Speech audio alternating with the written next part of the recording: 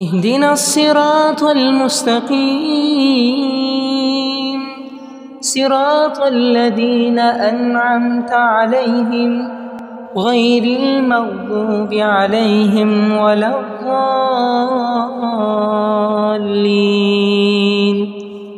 شروع کرتا ہوں اللہ تعالیٰ کے نام سے جو بڑا مہربان نہایت رحم والا ہے۔ حدیث نبوی۔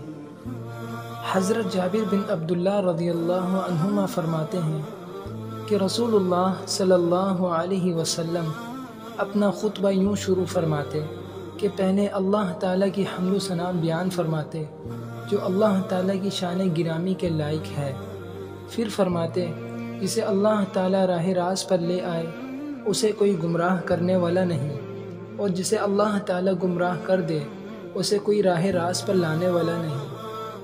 بلا شبہ سب سے زیادہ سچی بات اللہ تعالیٰ کی کتاب ہے، اور بہترین طریقہ محمد صلی اللہ علیہ وسلم کا طریقہ ہے، اور بدترین کام وہ ہے جنہیں شریعت میں اپنی طرف سے جاری کیا گیا۔ ہر ایسا کام بدعت ہے، اور ہر بدعت گمراہی، اور ہر گمراہی آگ میں لے جائے گی۔ پھر آپ فرماتے مجھے اور قیامت کو ان دو انگلیوں یعنی انگشت شہادت اور ساتھ والی کی طرح ملا کر بھیجا گیا ہے۔ آپ جب قیامت کا ذکر فرماتے تو آپ کے رخسار مبارک سرخ ہو جاتے، آواز بلند ہو جاتی اور غصے کے آثار چہرے پر نمایاں ہو جاتے۔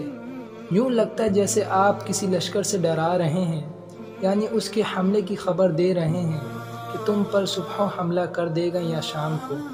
پھر فرماتے جو شخص مال چھوڑ جائے وہ تو اس کے رشتہ داروں کو ملے گا، اور جو آدمی قرض یا چھوٹے چھوٹے بچے جن کے ضائع ہونے کا خطرہ ہو چھوڑ جائے تو وہ میرے سپرد ہوں گے، اور ان کے اخراجات اور قرض وغیرہ کی ادائیگی میرے ذمہ ہوگی، کیونکہ مومنین سے میرا تعلق اور رشتہ تمام رشتوں سے قوی اور مضبوط ہے۔